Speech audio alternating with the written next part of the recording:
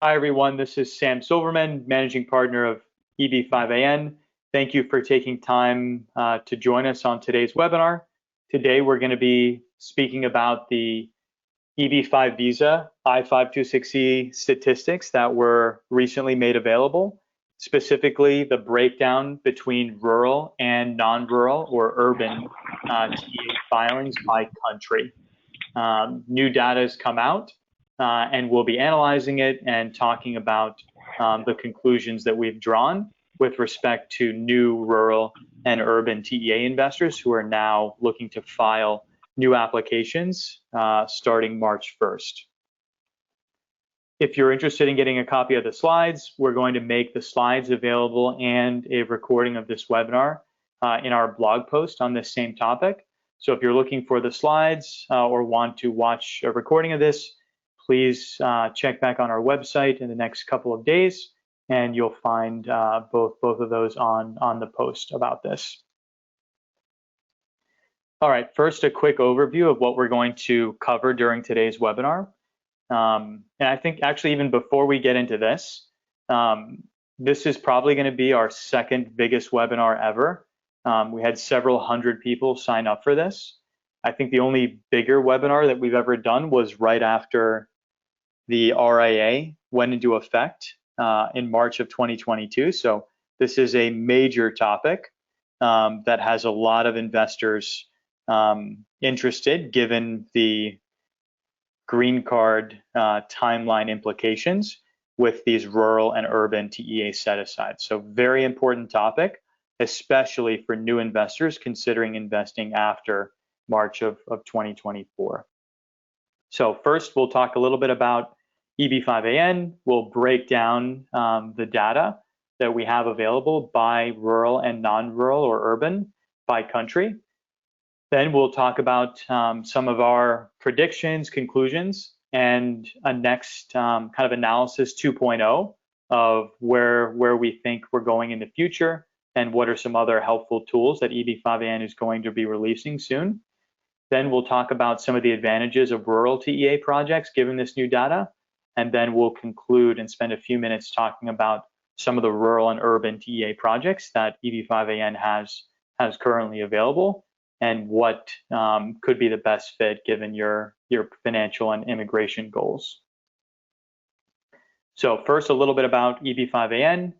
As I mentioned, I'm Sam Silverman, one of the two managing partners. A little bit about my background and bios there on the left-hand side of the screen, and joined as well today with my partner, Mike Schoenfeld. And I'll let Mike jump in and share a little bit about his background and experience and kind of the genesis for our company. Perfect. Thanks, Sam. And just to reiterate, this is probably one of the most important webinars that we'll have post RIA. And our background, so both Sam and I worked at the Boston Consulting Group many years ago, and our team is made up of many people from more of the finance and institutional side. And I think that's important because what we're working with now is recently available data that AIA was able to get out of USCIS. And to make any conclusions from that, it's always going to be an incomplete picture, but you are able to make reasonable assumptions on what the levers are. And that's what our background is in management consulting at BCG and then finance after. So I just think it's important as we go through this. These are the types of analyses that we like to do. And part of the reason why we came into the EB5 industry was because we were both more from the institutional side of the world, saw an industry that could use some professionalism. And over the past 10 years, we've worked with more than 2,000 EB5 investors across our regional centers and believe that we provided best-in-class transparency and information on the industry. Exactly. Yeah, this is very, very similar to a lot of the analysis, conclusion, summarization that we would work on at BCG. Very, very similar. And so, we're very comfortable in this type of analysis and putting together this in a very easy to understand format, which we'll be going through today. So one of the things that I think we've really emphasized over the last 10 years, and that kind of sets us apart from many of the other participants in the EB5 space, is that we're focused on transparency. And so we want to make sure that investors have all the information available that could be relevant when selecting a project. So, financial statements, the full 956F filing package, all of that information, the latest sales data, whatever that information is, if we have it, we're going to make it available. And that's quite different from a lot of the other companies in the space for a variety of reasons. But we think it's really critical that investors have the opportunity to connect one-on-one with Mike or I and have their questions addressed directly in writing, and also get access to all of this information. And then with that information, they can draw their own conclusions and make decisions based on their own personal preferences.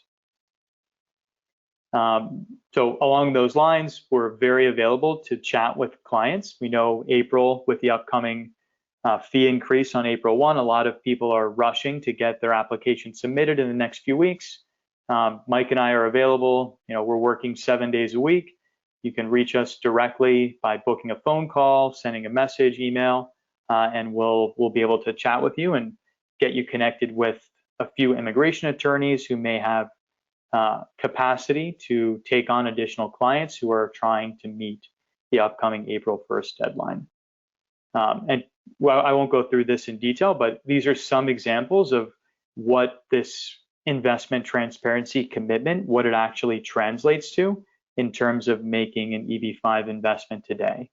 And again, we'll make these slides available, but the main thing is that you should never invest unless you're fully comfortable with the financial position of the companies involved, and that you've had a chance to ask every possible question that you have and get clear and concise answers to those questions.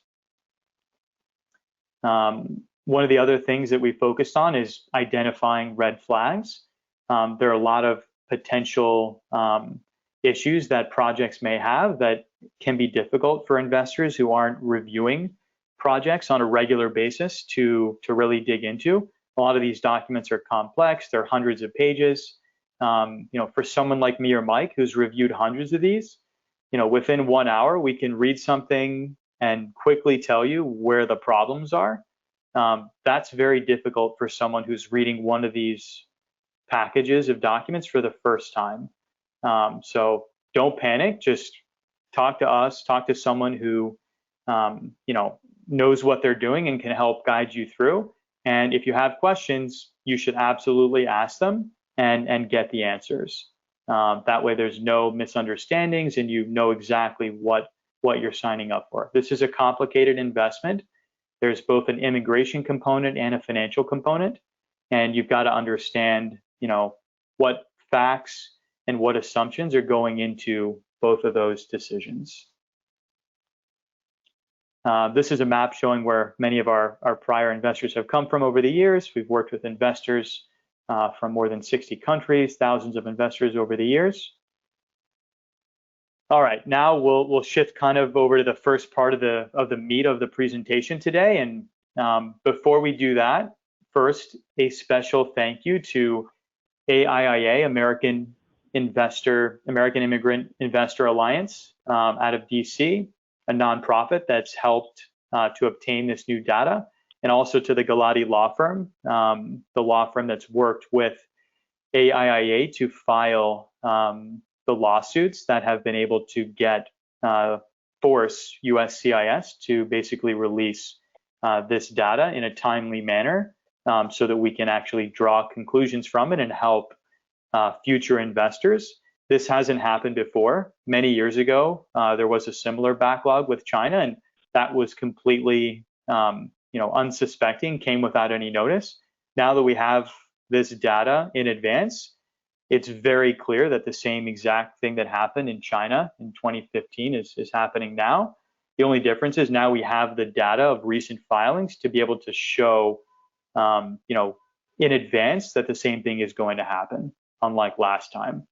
So we really appreciate the efforts of both of these organizations in helping to, add additional transparency to the industry and get this information available for everyone to review, analyze, and then draw their own conclusions. And to start, I'll let Mike kind of summarize how we're approaching this, and then we'll dive into some of the details and some of the numbers. Perfect. Thanks, Sam. So overall, when looking at this data, it's really important to know that there's some knowns and some unknowns. So what we've done is we have taken all of the known information, which is a lot more than we've ever had before, the filings in detail by country, by category, analyzed the trends, and we've made common sense assumptions based on historical data from there to get to these conclusions. And I will say that everything that we've done, we believe is conservative in the sense of we believe that it likely actually undercounts the amount of real visa demand for both the urban and rural TEA categories, and we'll explain why, but we are using the best information available to get to this answer. So we tried to put together one key slide, which you can really walk step by step to understand the data that's available and how we're getting to the conclusion. So let's flip to that, because I think that what you'll see is every different industry participant may have a spin that they are trying to put on this data.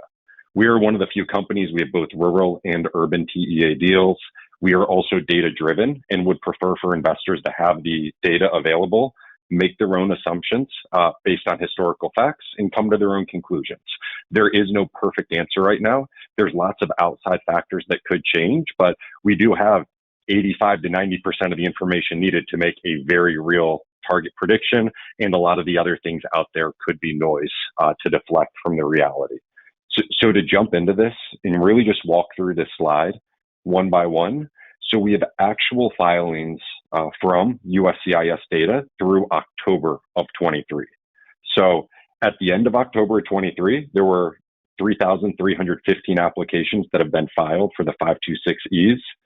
Of that, a 2-to-1 ratio of urban TEAs to rural TEAs. So 21-22 through the end of October for high unemployment urban TEAs, and a little over 1,000 for rural. And then when you look at country breakdowns, a little over 50% China, which is not unexpected, 17% India. And one of the more unexpected things was that 31% is the rest of the world, where this is demand that's much higher than we've seen before for the rest of the world. And later in the presentation, Ahmed, who's joining us, will talk a little bit more about that. But for now, we'll stay on kind of the core numbers. So just taking what's been filed through October of 23, we needed to project to the end of February of this year. So what we did is we took a run rate of the last 3 months of data that we had before the end of October, so August, September, October, and just assumed that it's the exact same amount for the next 4 months, for the same time period, prorated.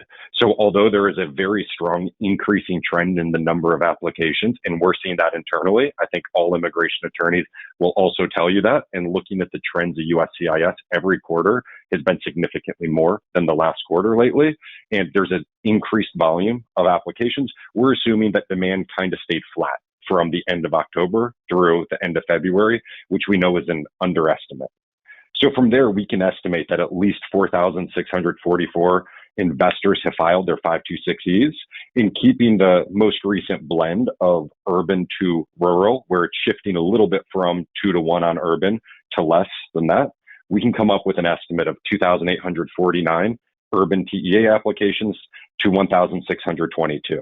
Now, I think once the next set of data comes out, we're going to see it's more like over 3,000 urban TEA and probably closer to 2,000 rural, but we'll see when the data comes out, because we can't make those predictions until we have real data.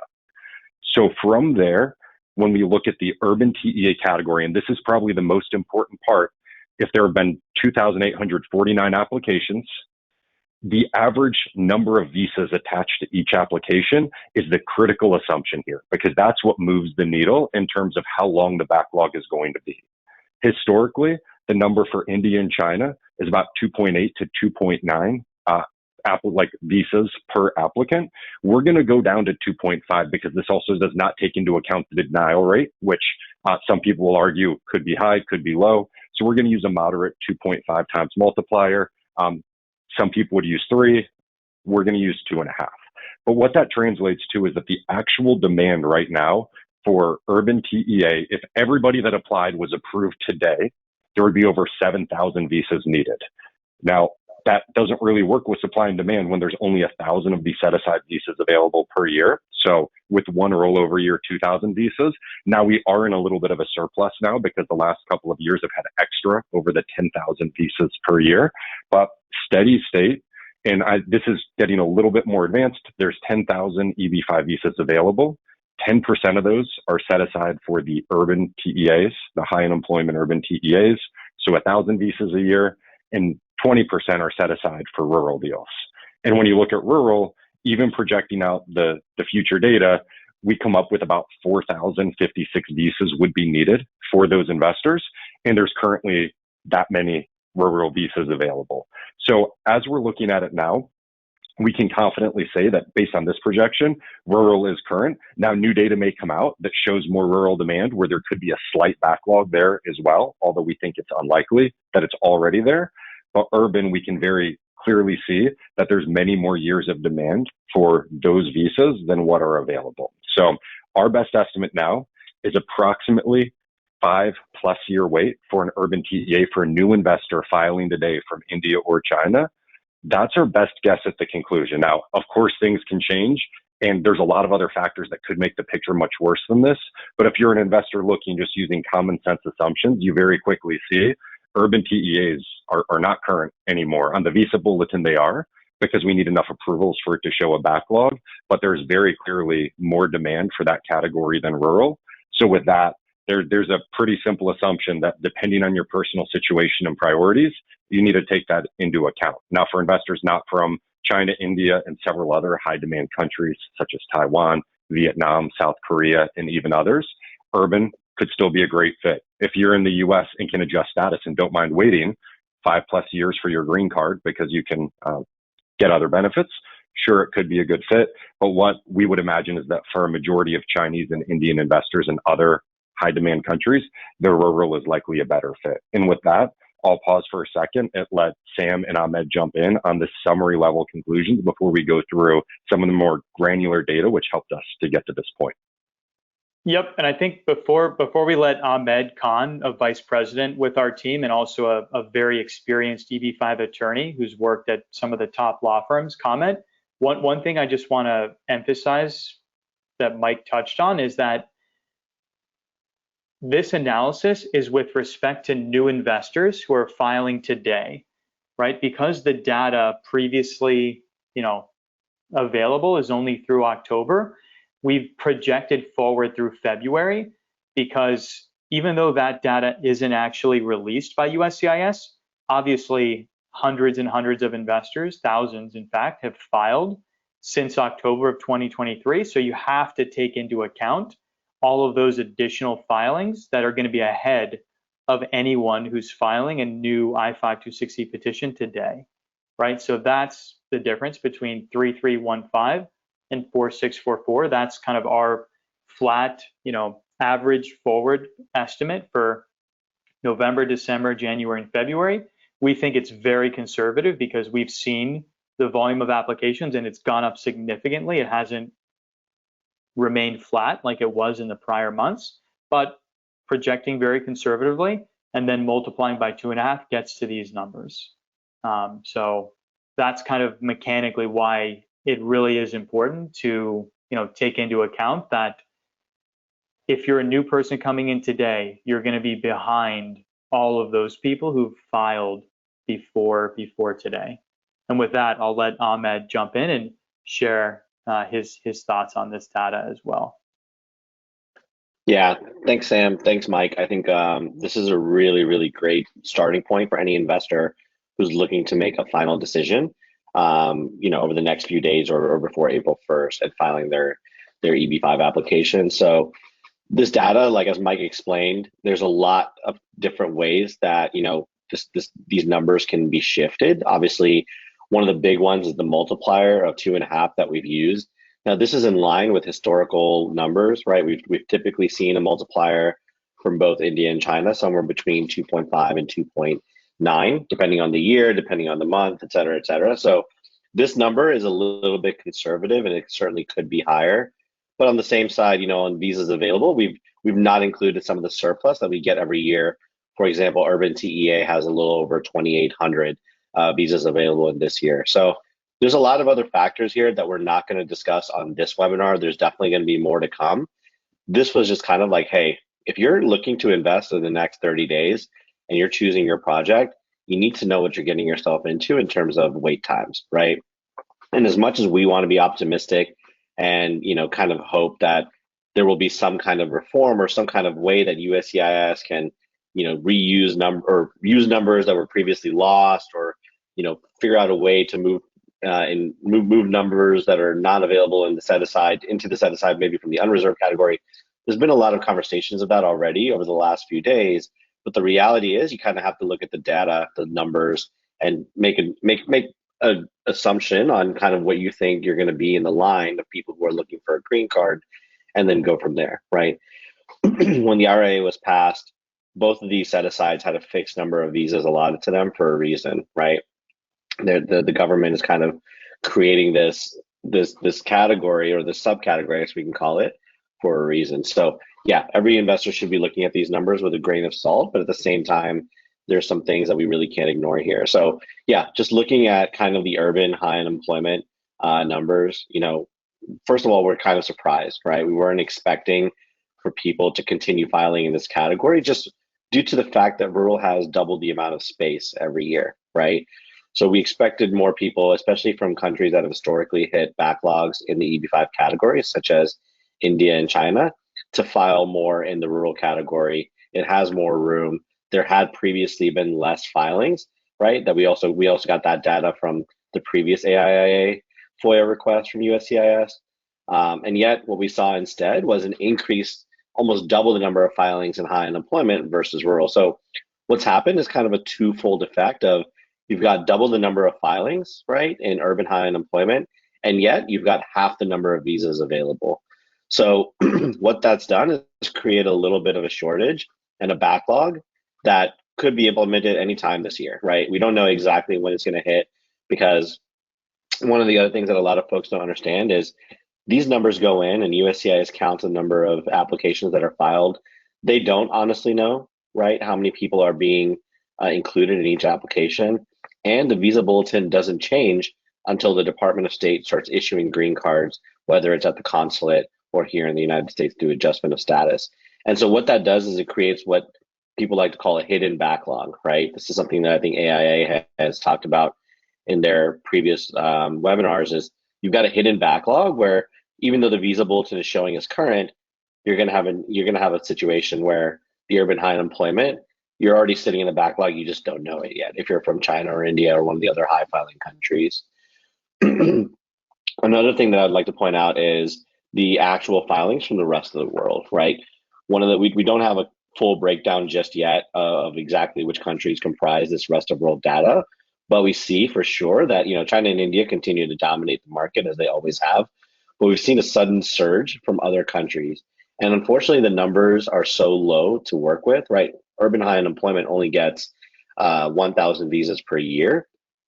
The numbers are so low that a few hundred applications coming from non-India, non-China can take up a significant portion of the 1,000 visas that are available every year. And that's where this 5,000 visa shortage becomes even more troubling, I guess, for Chinese and Indian investors, because every visa that's given to a rest of world person takes away from the overall number available to people within the category, right? So if you're from one of the countries that's got a high number of filers, for example, China, you could be sitting in an even longer line than the 5-year backlog we're talking about here, because of how many visas still must be allotted to countries that don't have a high filing number.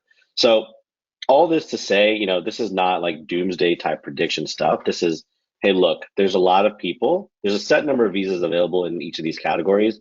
A lot of people have already taken advantage of that. And we knew that going into the RIA. We knew there was a window of opportunity. And we said that, very early on after the passing of the RIA. That window of opportunity for urban high unemployment seems to have passed. You're definitely going to be sitting in some kind of wait period, even after your approval to get your green card, if you're from one of the traditional filing countries. Now, could it be a 3-year wait, maybe a 4-year wait? Possibly, right? There's a lot of different factors at stake here, and we just covered a few of them, briefly. We'll talk about them more maybe in a different webinar, but yeah, there's still a remote possibility that it's not going to be 5 years. But there's also a possibility in a real way that we can kind of extrapolate from this data that it's even longer than a 5-year wait, right? So I think that the best way that an investor can look at this data is say, okay, I'm sitting behind a lot of people who have already filed their case, right? There's a significant, there's over 2,000 people that we know of for sure, and probably even more than that have filed ahead of me. And historically, most of those applications include at least 2 family members, if not closer to 3, right? That's what we know for sure. And no matter what else happens between, you know, October and February, or even after during this month before April 1st, we just know that those numbers exist and nothing is going to take away from them. So if I'm an Indian or Chinese investor, I'm taking that into account into my decision. And as Mike said, that may not be the end of the world, right? Maybe you find a project that you feel very comfortable with in the high unemployment area, and we definitely have, you know, both available in our portfolio. That's fine, but you have to know that you're possibly kind of going to be waiting longer for your green card to actually be received in your hand while you're going through this EB-5 process. Yep, exactly. All right, so now let's double click on some of the data. So this is through October, and we can see kind of the individual country by country breakdown. And so, you know, just by eyeballing this, right, like, you know, we can see that of the rural applications, China, you know, was definitely closer to 50-50 in terms of rural, whereas a lot of the other countries were, you know, India and rest of world. You know, rest of the world not as interested in rural. India a little more so. China definitely the most interested, right? So, you know, again, you know, looking at the number of visas available in the urban category per country, you know, it's definitely more of a issue. You know, it's the major issue is for China because all those people, you know, already there. And then when you look at the other countries, yes, not as many, right? So yeah, and just to jump in here, sorry, Sam, but the number of high unemployment filings for both India and the rest of the world, this 375 and the 771 number, these are the numbers that everyone should be a little bit, you know, surprised by, right? So just again, you know, kind of back to my point that we've all been hearing for several months now, like, oh no, rural's going to catch up. Rural filings are definitely going to outpace high unemployment. Like we've been hearing this since the summer, really, and yet here we are, you know, several months later, and there's a significant difference in you know, especially for India, but look at rest of world. I mean, we're talking about almost a 7-to-1 ratio of filings into high unemployment, and so yeah, China's got, you know, a lot of folks that are going to be in line. But look at how many visas are going to be taken away from both India and China from the rest of the world. There's 770 plus applications already pending. And yeah, that's a lot of green cards that are going to be allotted to not the 2 big filers for pretty much the conceivable future. Yep, and again, this is only through October, right? This is the real data. Like this data is undisputable. Like this is coming directly from USCIS. Like these are facts. Then when we look at, okay, if we just take the average from August, September, October, and we project that forward, now this is what we think at a minimum it looks like through February, right? And so now we're almost at 1,000 rest of world, 500 plus in India, and almost 1,400 in China. Yep. Mike, do you have any thoughts about? Let's actually jump to this slide. Yeah, I think exactly. This is the slide that I wanted to focus on, because as we're talking about just projecting forward the last 3 months, if you look at how demand is growing, it's growing quickly. We're seeing the same thing on our side as what the lagging USCIS is showing, to where we don't think that it's realistic. It just went forward at the same rate as the last 3 months over the next 4 months. We think it is a significant step change higher in terms of overall demand. So the takeaway to us is urban TEAs have definitely been much more popular, and they've continued to be more popular. it's a little too late for the urban TEA set-asides to do what everybody thought they were going to do. That time has passed. Now, rural, of course, is not immune to that. But luckily, there's twice as many set-aside visas a year, and it has not been utilized at the same rate so far. So there's a lot more runway before we're going to have the same issue in rural. But the two things that kind of come to mind right here is, one, until now, it hasn't been this clear, but we're playing with a much smaller amount of visas than we were historically. So up until the RIA, there were 10,000 visas a year. Everybody ate first, and all the rest went to the Chinese investors in the backlog. And that's how it was working. If there were 3,000 people from everywhere else, 7,000 visas went to China. There was one category at 10,000 visas. Now what we have is 10% of the visas for the urban high unemployment TEA, so only 1,000, 2,000 for rural, a few for the infrastructure, but then pretty much all of the rest of that 7,000 visas, they go to the people already in line in China because everybody's filing in one of these reserved categories. So essentially what it's done is it's taken what used to be seen as this pool of 10,000 visas where every country was guaranteed their 7% to now each subcategory is only guaranteed their 7%. So, and this didn't really hit me until looking at this data. If you had, let's say, 40 families from Brazil apply in a year in high unemployment, and they each had 3 people on the application, that's 120 visas required. They're only allocated 7% of the 1,000 are guaranteed for them.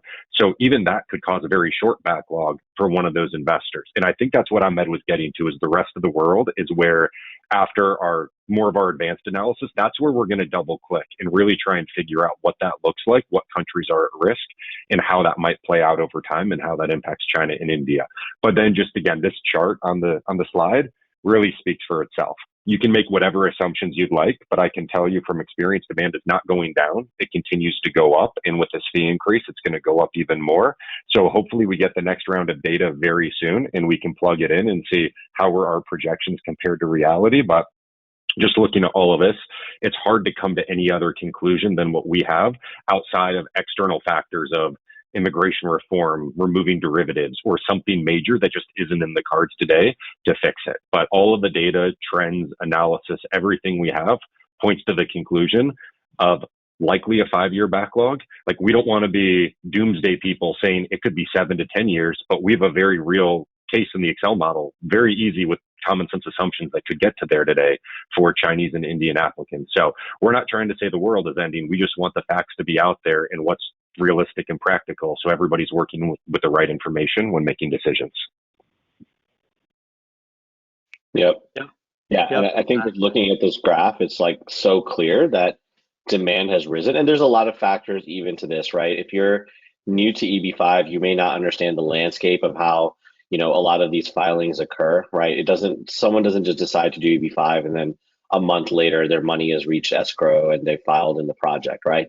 Often it takes several months for demand to show up in these filing numbers from the month prior when people were actually looking into the project, right? But clearly from this graph, it's just it's night and day. Like, it's clear that it's increasing, right? Demand is increasing. We're probably going to see a very outsized number of filings in both Q4 in 2023 and Q1 of 2024, the current few months. One, because we've got the April 1st deadline coming up, and just from our own internal numbers and just speaking with attorneys that we work with, there's been a lot of filings over the last 6 months, right? What does this really mean? And I think this is speaking to Mike's point a lot. Like, urban high unemployment could be even worse than we're currently kind of looking at, right? Rural is probably going to be worse than we're expecting. Like, in two slides ago, we expected to be right around the same number of supply and demand for rural green cards, but there's a likelihood that we've actually outpaced the supply. The good thing with rural is you get a fresh 2,000 at the end of each fiscal year, right? And that 2,000 will likely cover up any amount of filings over the next couple of months because it just hasn't skyrocketed to that high of a number yet, right? It's coming, but it hasn't happened yet.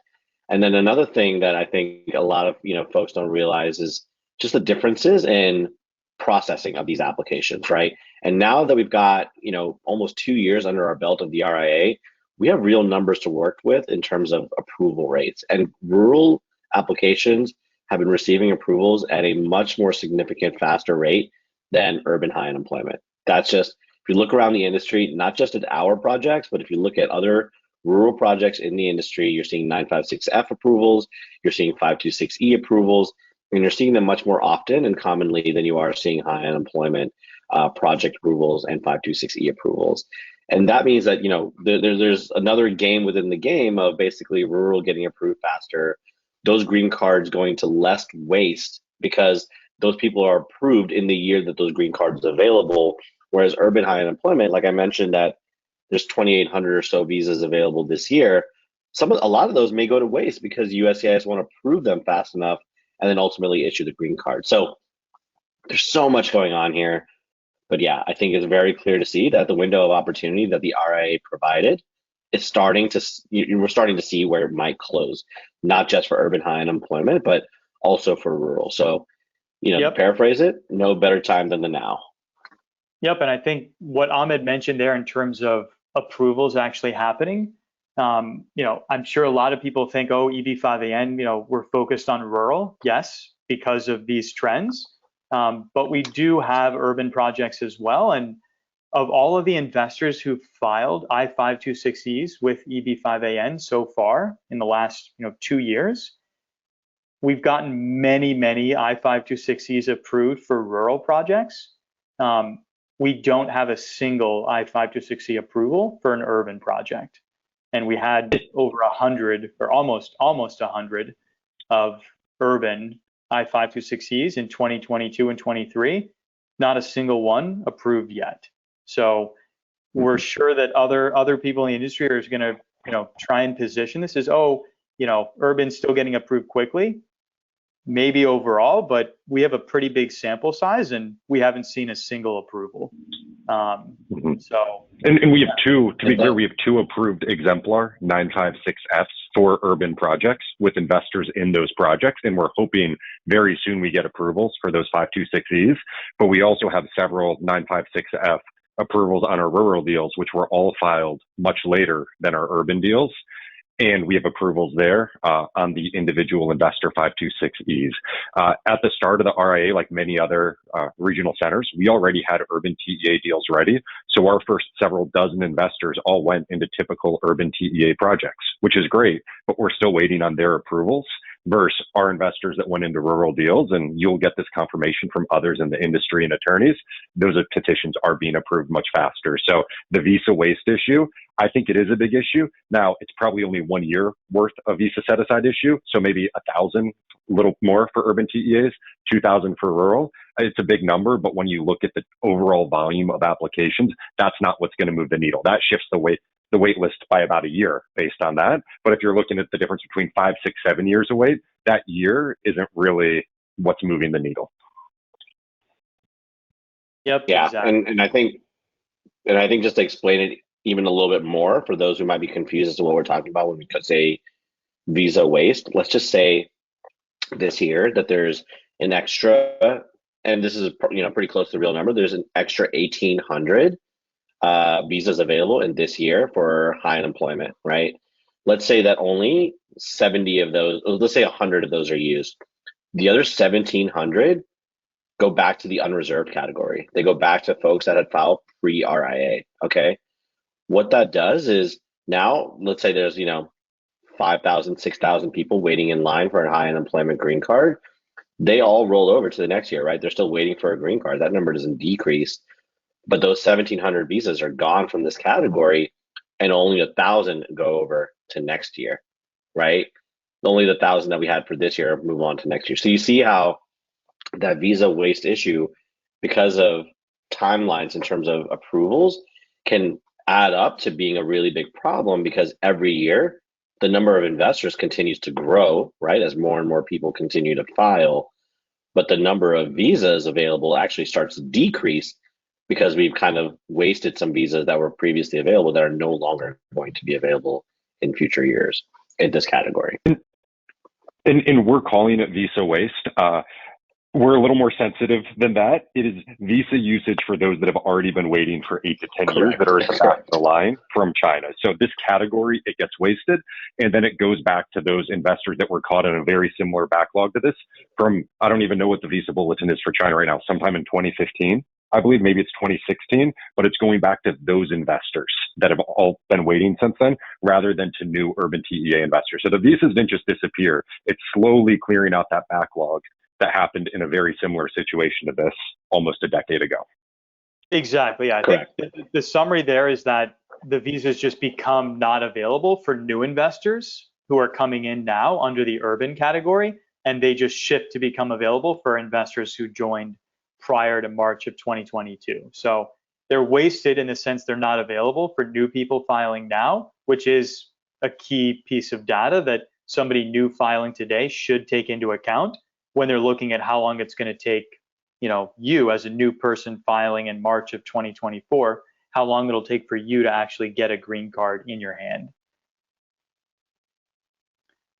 All right, this is some more additional backup analysis, kind of sets forth a lot of the numbers, breaks down the calculations of some of the prior slides. We won't spend a lot of time on this, but we've included it just so you can see exactly how the math works at each stage of the equation. And now we'll hold on.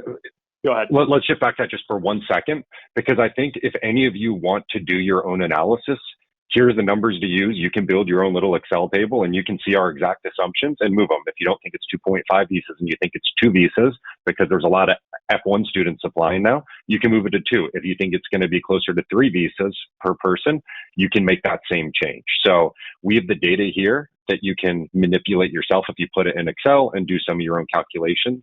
And we'll have more on that later. And just as a point of clarification, so the visa bulletin is December of 2015 for China. So as we were referring, that's where those unused visas go that aren't going to roll over. They'll go to those that are waiting from that time period. Perfect. All right, so Mike, do you want to start kind of walking us through some predictions and conclusions that we have? Absolutely. So, and this is where we're using the data, but stepping a little bit outside of exactly what we can tell you for sure. We put the numbers on the screen, but what we believe is true, and we will be tracking this over time of what our predictions are versus reality, is that there's likely a 5+ year backlog already for China and India nationals that invest today forward in an urban TEA project. But concurrent filing is still available. So if you're in the US, you can get a lot of the benefits. You might just be waiting longer. And we have a deal, our Boynton project that we'll talk about, where some investors may prefer that for the deal itself, and they're fine to wait a while for the green card, and that's completely fine. But based on our estimates, this is what we expect, is that there's at least a 5-year backlog. Next is about rural. So as of today in our projections, rural is still current. Now, it is possible that more people have filed in the last 4 months than what we predicted, and that's actually what we expect, and maybe more have gone to rural. So it could be close to rural getting a short backlog as well. We can't know that for sure, and we'll find out very soon.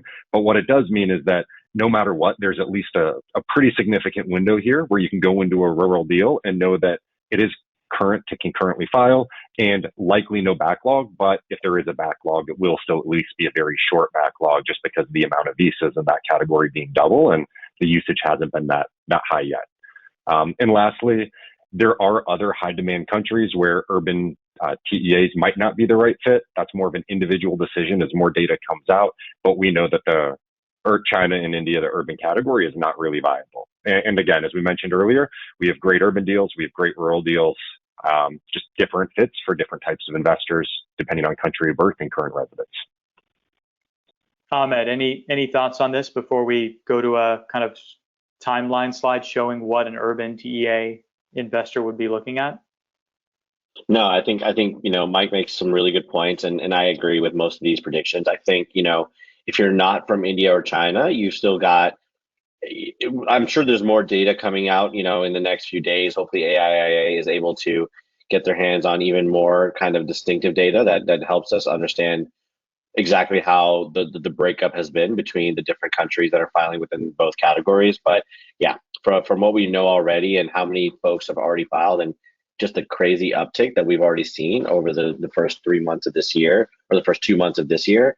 I think if you're an Indian or Chinese, you have to be prepared for a 5-year wait, right? For a green card or for a visa. This is especially, I think, painful if you're overseas, right? If you're coming from overseas, that's the date that you're able to even start traveling to the US with a green card, right? So if you're in the United States, I think there's a different calculus of what is it worth it to you. You know, if you find a project that you really like the terms for and you're willing to wait those extra few years for a green card, it's still probably going to be better than an EB2 or EB3 wait if you're Indian. So I can understand why that trade-off might be okay. But yeah, I think you know, you're looking at least a 5-year backlog. You should be prepared for that. And then ultimately, you know, if once you stomach that, you can make the other decisions based on other parameters that you're looking at. All right, Ahmed, do you want to walk us through what that would look like for an investor who's in the US already and could do concurrent filing? Yep, exactly. So this is a great visualization of what your wait time might be to get your conditional green card based on the current timelines, right? And this is for the high unemployment category, again, based on some of the previous slides we've shown. If you're filing in a rural project, you likely won't have to worry about a big part of this wait, and we'll talk about that here.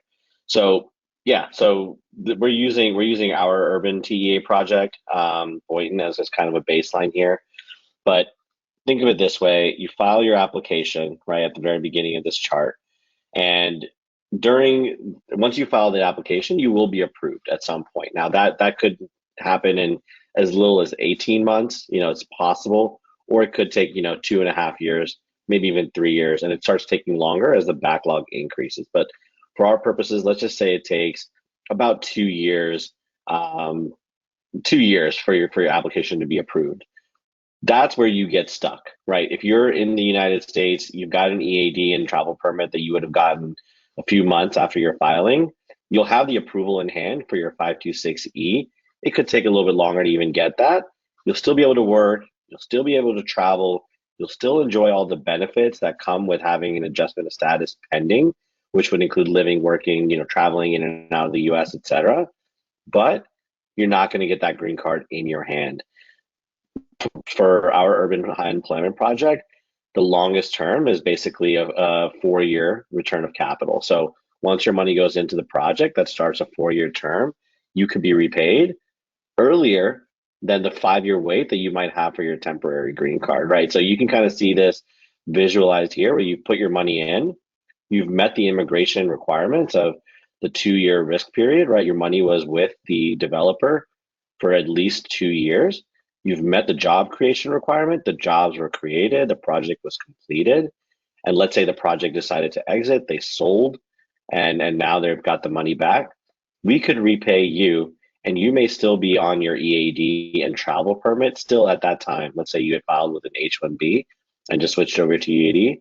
Yeah, you're still on your EAD, you still haven't gotten a green card, and then a year later, the green card finally arrives. So 2 pretty big takeaways from here, right? This just kind of illustrates like how long it may be for you to get your conditional green card, but also it gives you a nice runway of, okay, you do get the immediate benefit for, at least for now. We don't know when the visa bulletin may change. It may be in 1 month, maybe in 2 months, maybe in 3 months, but until that visa bulletin changes, you can still get your EAD, you can still get your advanced parole, you can still work and travel and live in the US all the time that you're waiting for your temporary green card to finally arrive. So yeah, I think that there's definitely some calculus to be done here by investors who are in the United States, because that immediate benefit is a huge deal, right? It gives you the freedom to, let's say, leave your H-1B employer, right? Start your own business, maybe do both at the same time. Like, you pretty much have the freedom to do what it is that you're trying to do with a green card very early on in this process. The only downside is, yeah, you're going to be waiting significantly long period of time to get your conditional green card in your hand. But in the meantime, you would still receive a repayment of your capital. So definitely some pros and cons there to think about. And this is very different than what it used to be. Before the RIA, investors had to wait for a while to get their 829 approval before return to capital, and then at least to complete the 2 years of conditional residency. There has been a policy adjustment. Now, that's something for another webinar to discuss. What it does is it makes it possible currently for investors to be repaid prior to having that conditional green card for 2 years. So even if, let's say, this ended up being a 7-year wait or an 8-year wait, your investment process would be done. You would just be stuck in that backlog for a little bit longer. So again, it does change the calculus. Now, every investor is different. Some people care most about having that green card in hand as quickly as possible, but it really just depends on investors' preferences for deal and priorities. Yep, exactly. And yeah, thanks, Mike, for kind of clarifying that. So there's definitely a lot of advanced stuff in this webinar. If you have questions about some of the things we talked about, like for example, Mike just mentioned the different rules concerning sustainment period, definitely look back to some of our previous blogs and webinars. We've talked about a lot of these things at length, and educate yourself on what all these different, different rules and different ways that these rules apply to you can kind of make a difference in your decision. And yeah, just to run through a couple of our thoughts on this, of just one of the things that's most frustrating is data continues to lag reality. AIA did a great job of getting this data, but we're still lagging many months behind, and we know that the next data is going to show an even worse picture. I wish we had real-time data. All that we can do is use the data that's available, make the best projections that we can, and use common sense and observations to come to the conclusions that we're coming to. And with that, we know that this April 1st fee increase is driving demand. If an investor is considering EB5, why would you not file before an $8,000 fee increase if you could? So there are going to be a lot more petitions filed, and we're already seeing that before April 1st, which again, the data is going to lag. So whatever we think is the truth now will continue to change when there's that next release of data in the future. And lastly, do your own work. Don't just trust what somebody tells you on face value. Not us, not anybody. So the numbers are available now. The data is there. You can do a little bit of research, ask questions on assumptions, and just trust the data that's there to make your decisions. Since the beginning, there has been fear mongering that this rural is going to push everybody into that category, and that category is going to backlog. So it's smart to file in the urban TEA because that won't backlog first. Never made sense to me, the logic there. The data's been against it, and that story's been continued to be pitched.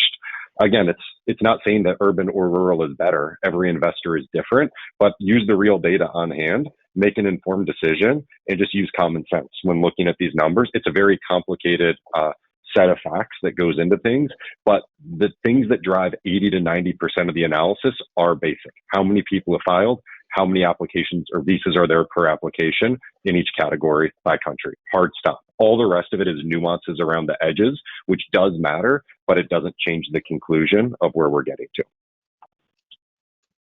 Exactly. Yep. Data is out there, and yeah, just look at the real data. Conclusion is incontrovertible.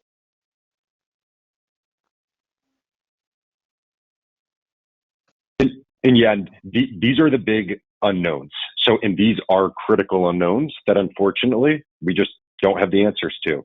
So the first is, when will this show up in the visa bulletin? So when does the backlog officially hit, which stops anybody from being able to concurrently file? And then we'll start seeing how big of an impact this has. So that's one of the things we just don't know, and we can't predict that. It all depends on how quickly they approve applications. So that's an unknown. We can't tell you if it's 3 months, 6 months, a year, 2 years from now before the backlog becomes official. Next is, how long will the rural TEA category remain current? We can't tell you. Once there's more data, we'll have a better idea of analysis. And again, the framework there is the exact same. You can flex it up and down, and we can at least get a good sense of where we stand. We know for now there's a lot less demand in rural, like approximately 2 to 1 in urban, and there's twice as many visas in rural. So it's a 4 to 1 kind of disadvantage for urban versus rural when you take those two basic factors into account. We are expecting that to change in the future and rural to gain in popularity, but it's going to take a long time to cross back over on a 4 to 1 kind of advantage of rural with getting your ticket to getting the green card quickly. And then the last thing is, what does the long-term demand look like, especially in the urban TEA category, really from the rest of the world? Because as we mentioned, and this is more of an advanced topic, with 1,000 visas in every country getting their allocation to 70, there is a real chance that there's 10 to 11 other countries outside of China and India that have more than 30 to 35 applications a year, where all of a sudden you're eating up all of the rest of those urban high unemployment visas. So they're all gone. You're left with 70 for China, 70 for India, 35 families each. And then all the rest of the visas are taken by the rest of the world, which we assume will continue to grow, and it's been growing strongly. And then anybody in China and India in the urban is in the back of the old backlog as well, just waiting for that to really clear out. So there are doomsday scenarios we can run with pretty reasonable assumptions that have a horrible picture. Now, we're not going to get into that here.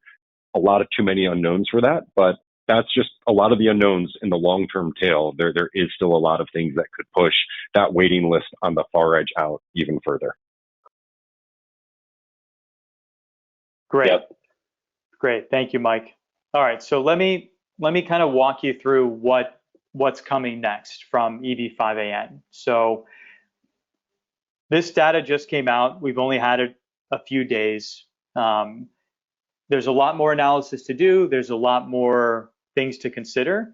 So these are the three kind of major items that we have in the pipeline that will kind of sweep into our umbrella of urban rural analysis 2.0 that we have coming, over the next couple of weeks. So first, a dynamic Excel model with key assumption adjustability. So as Mike talked about earlier, there are some variables that we don't know, right? Number of visas per family and number of applications that went in over the last 4 months. Those are numbers that we've estimated based on common sense and historical averages, right? Maybe they're conservative, maybe they're not.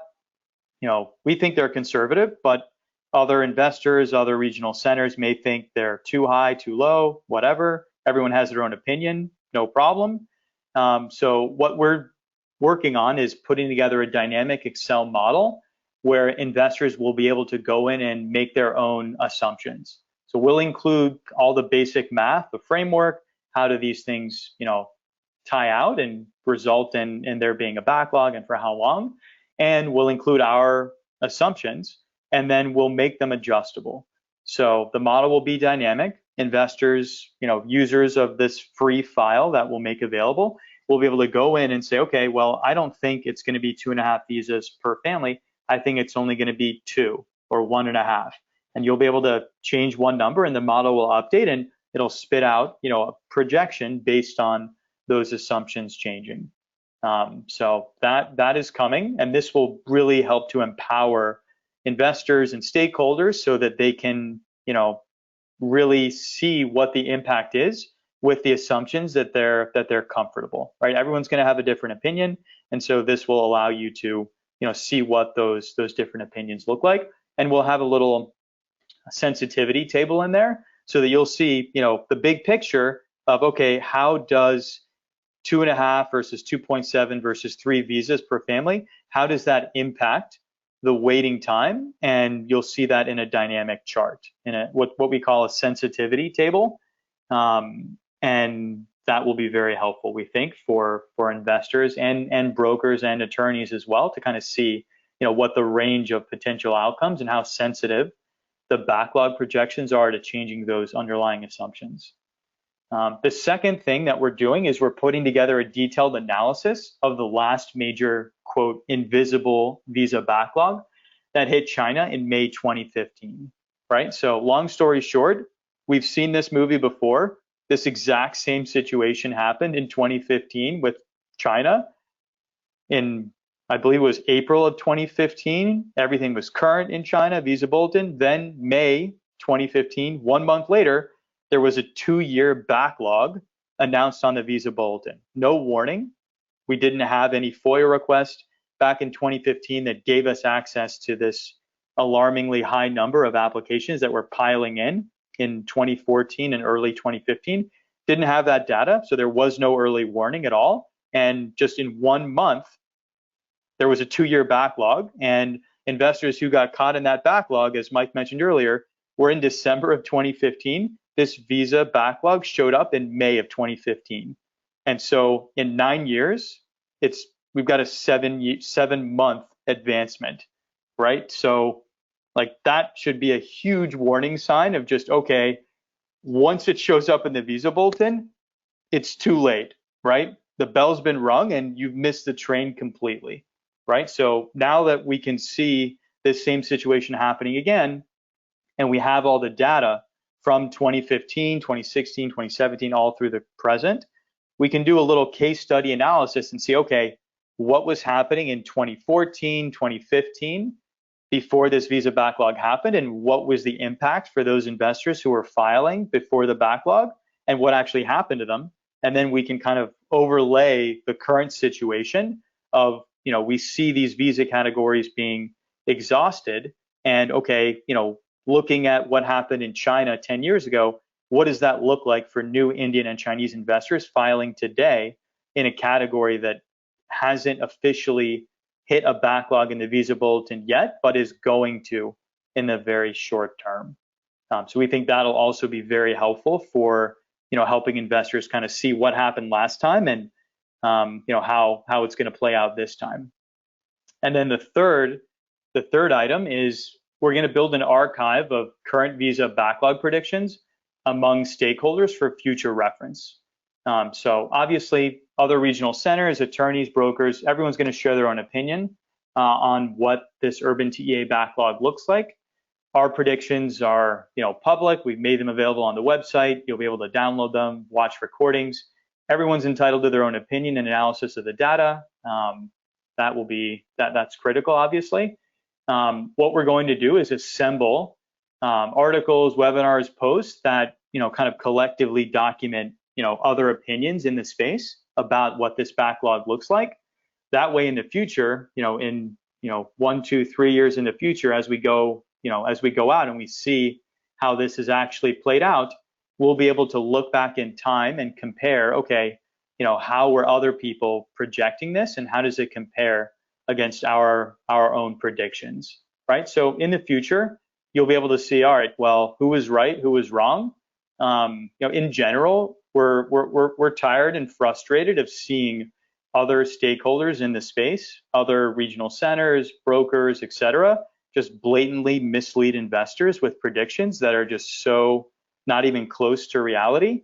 And that's just very frustrating when the data is available, and with some very basic math, you can arrive at a conclusion that will actually help you make an informed decision, right? So everyone has their own opinion, great, but be ready to stand behind yours, and just use common sense. Mike, any other thoughts? No, I think that's exactly right. What we're trying to do is bring transparency and accountability, and we're excited that we have the data, shocked at what the data revealed. We're still digesting it. It's only been a week since this data was available, not even. So we're still digesting it just like everybody else. I think that we probably came to the conclusions and did the analysis a little bit faster because that's in our backgrounds, but we're confident many others will come to this same conclusion, and likely much more drastic of a backlog than we are. We don't want to cause any fear, but we are interested to get other opinions. And as part of this, we don't have it on the slide, we plan to speak with many of the leading immigration attorneys, get their thoughts. And one of the other things that we need help with is we want to collect those numbers of the amount of applications or applicants per application, visas per application, from all of the leading attorneys. So we can get a sense of that multiplier 2.5. Are we online? Are we not? So we're going to work with many of our partners. Hopefully we can get a representative sample of that, because any data that we can get, which helps dial in this model for reality, we think is very useful to our investors. Exactly. So if we look at actual I-526E petitions over the last 3 months, and we can see exactly what the average number of people per petition is, that's going to be the best data to inform what that multiplier should be. All right. We won't spend a lot of time on these slides. Advantages of rural projects, we've hit a lot of those points significantly over the last 30, 40 minutes or so. So I'll just kind of pace through these just to give you a sense of what other people in the industry are thinking, and why rural is really the best way to go if you're looking to get to the US in the quickest way possible. And obviously we have 3 currently available rural projects: our Twin Lakes project, Wahali, and Keystone, which we'll spend a little more time discussing shortly. All right, so projects. Mike, do you want to start talking about our rural projects first? Yeah, and as you look at the slide, one of the things that we think is most important is that after the passage of the RIA, it is no longer a one-size-fits-all market. Historically, pre-RIA, most EB5 deals looked and felt pretty similar to each other because there weren't these other categories or other ways of just benefits. But now that the RIA has passed, there are many different things to consider when looking at EB5 projects. So the first big distinction is the rural versus the urban PEA. So the rural deals are the three that we have at the top, and the urban deals are the two at the bottom. So for the rural deals up top, first is our Twin Lakes, Georgia project. This has been one of our most popular EB5 projects over the past 9 months. And the reason for that is because it's a 1,300 home neighborhood with over 600 homes already sold. Over 400 homes have been built. So when you look at a neighborhood like this that's so far progressed, the jobs have been created already for the EB5 investors. It counts as a rural area and it's being built by a very large developer with $20 billion of experience. So it checks all those boxes for the rural deal. The next deal, our Kindred Keystone project. This one we've been working on for several months now. It's an under construction project at the Keystone Ski Mountain, the closest major ski resort to Denver. They've already pre-sold over 70% of the condos. They've topped off 2 of the towers. Enough jobs have also been created for all the EB5 investors. And we will have a senior recorded mortgage on the property once operations commence and the condominiums close. So it's a very simple, straightforward deal that's easy to understand in a rural area with proven demand. Our last rural deal, the Wahali project. This is a large new neighborhood near Park City, Utah, also under development with a golf course opening this summer and the first amenities delivered. This one is already 956F approved, and we have 526Es approved in this project as well. It's very close to full, so we're not really advertising this, but if anybody's interested, please feel free to reach out on it. And each of these deals has a little bit of differences of how they're structured, but generally the rural deals all feel similar. When our urban TEA deals, rather than hitting on the get your green card as fast as possible in a deal where all the jobs are created, we've structured an urban deal, the Boynton Beach project, a little bit differently to meet other investor priorities like short-term repayment and higher returns. And with that, I'll hand it over to Sam to run through the Boynton Beach project. Thanks, Mike. So on the urban side, we've done almost 20 EB5 projects with Coulter over the last 10 years. The Twin Lakes project is being developed by the Coulter Group, and so is this Boynton Beach multifamily project. The Boynton Beach multifamily project is a 210-unit active adult multifamily apartment community in South Florida.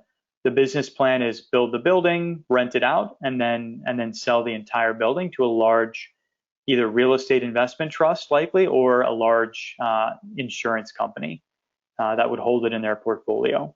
So in this project, we've got 2 different options for investors. We've got an equity option with a 5% annual return, and then a debt option with a shorter loan term of 3+1 or 4 years total. The key here is that even though this project is earlier on, Coulter already owns the land, they're fully permitted, they're starting construction on the next couple of months. Coulter as a company has done almost 200 real estate projects over the last 25 plus years. They've never failed to complete a project ever, and they've never failed to repay a single loan ever. So earlier on, this project doesn't have a ton of jobs already, but it does have a much shorter investment term of about 4 years for both the debt and the equity. And on the equity side, this follows a very similar project, our Saltaire project, which was successfully completed a few months ago, where we had investors, we paid out almost $2 million in preferred returns to investors who had invested there, and an essentially identical structure as the Boynton Beach multifamily project. So we've done another equity deal exactly like this with Coulter that was fantastically successful and just wrapped up a few months ago. And now we're doing the exact same thing again, offering both a debt and equity option on the same project, but earlier on, which allows us to have these more appealing financial terms. Ahmed, any general comments on kind of how investors should first look at rural versus urban, and then once they've decided within urban and rural, kind of what what's most important for them. Yeah, and I think one of the things that we do really well is provide investors with options to look at, right? Every investor is not going to be the same as everybody else. Every investor has their own specific situation and specific priorities, and each of these projects speaks to a different one, right? So I think really what investors should do, and I kind of start with a maybe a little bit backwards than what people might think. People often think that they'll see a project and, oh, I've got to do EB5. No, you should really be doing it the reverse, right? You should first make the decision with your family that you want to become an EB5 investor, that you want to obtain a green card through investment. Once you've made that jump and made that decision, okay, now I have to go out and find the best project for me, right?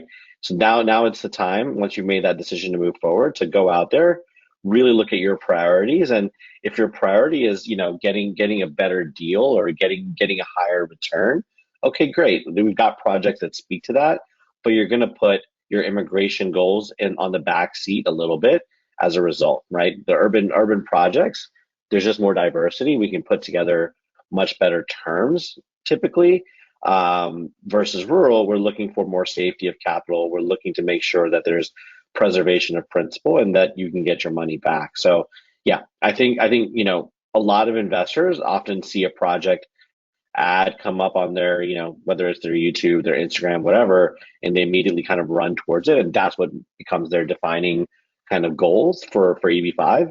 It should be the other way around. You should be making a decision to do EB5 in general.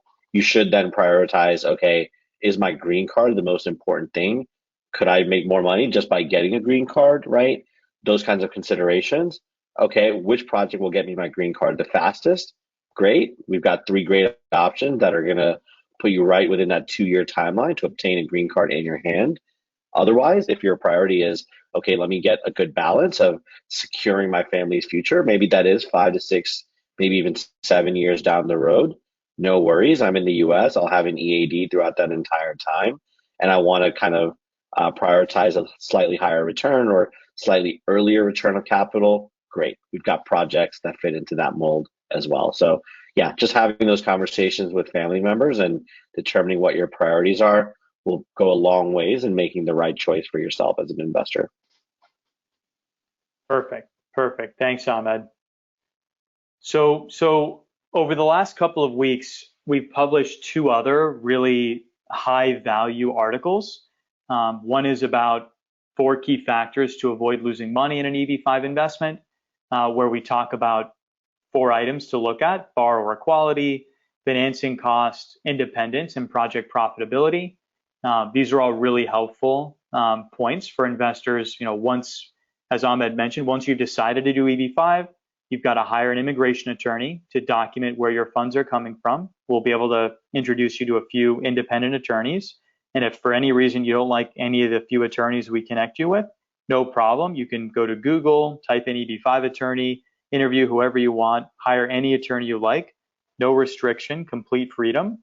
And once you've done that and you have your source of funds documents, your bank statements, your tax returns, and you're ready to actually pick a project, that's where you'd want to look at posts like this, and really understand, okay, now I'm ready to invest. What project do I want to pick? And you want to look at borrower quality, financing cost, independence, profitability.